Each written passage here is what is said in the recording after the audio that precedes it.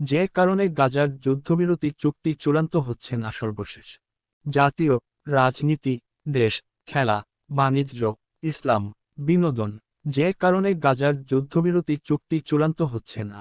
Online desk, প্রকাশ 13 June 2024, সকাল 8:41 PM। Update 13 June 2024, সকাল 8:41 PM। গাজায় হামলা, গাজায় হামলা। যুক্তরাষ্ট্রের প্রেসিডেন্ট জো বাইডেনের প্রস্তাবিত ফিলিস্তিনের গাজায় যুদ্ধবিরতির পরিকল্পনা জাতিসংঘ নিরাপত্তা পরিষদে পাস হয়েছে। তবে পরিকল্পনা পাস হলেও সহসায় যুদ্ধবিরতি চুক্তি চূড়ান্ত হচ্ছে না। কারণ ইসরায়েলি প্রধানমন্ত্রী বেনিয়ামিন নেতানিয়াহু হামাসের প্রশাসনিক ও সামরিক সক্ষমতা নির্মূল করতে চান। তার এই দুই লক্ষ্য পূরণ না হলে তিনি যুদ্ধবিরতির কোনো চুক্তিতে সম্মতি দেবেন না। অপরদিকে হামাস চায় স্থায়ী যুদ্ধবিরতি।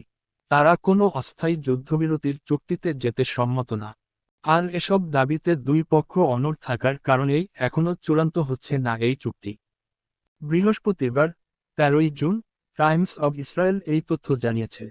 খসড়া চুক্তি নিয়ে আলোচনার সঙ্গে সংশ্লিষ্ট দুই ইসরায়েলি কর্মকর্তা জানিয়েছেন, হামাস চাইছে এই চুক্তির অংশ হিসেবে স্থায়ী যুদ্ধবিরতির প্রস্তাবের সম্মতি ও এটি বাস্তবায়নের নিশ্চয়তা দেবে ইসরায়েল।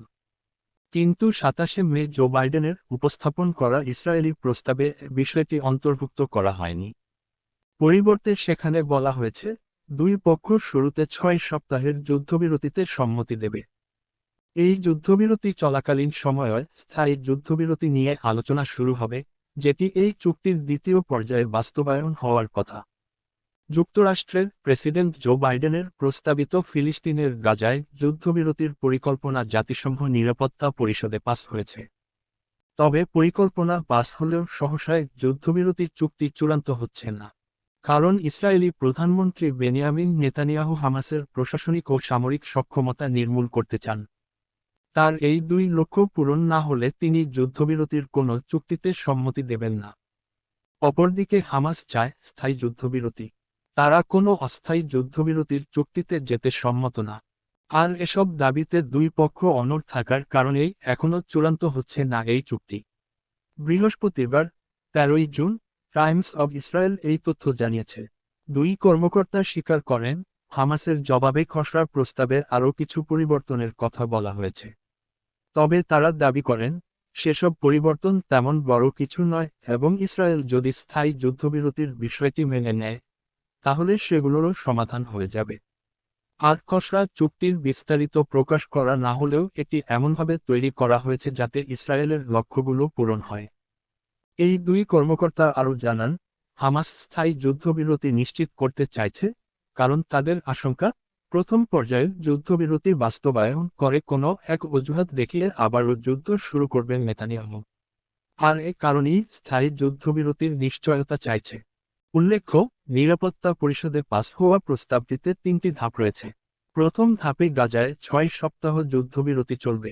এ সময় হামাসের হাতে বন্দী থাকা জিম্মিদের একাংশকে মুক্তি দেওয়া হবে। বিনিময়ে কয়েকজন ফিলিস্তিনি বন্দীকে মুক্তি দেবে ইসরায়েল। একই সঙ্গে গাজার ঘনবসতিপূর্ণ এলাকাগুলো থেকে ইসরায়েলি সেনাদের সরিয়ে নেওয়া হবে এবং বাস্তুচ্যুত ফিলিস্তিনিদের নিজেদের এলাকায় ফেরার সুযোগ দেওয়া হবে। প্রথম ধাপে গাজার সব এলাকায় বাধাহীনভাবে প্রয়োজনীয় মানবিক সহায়তা সরবরাহের সুযোগ দেওয়ার কথাও বলা হয়েছে।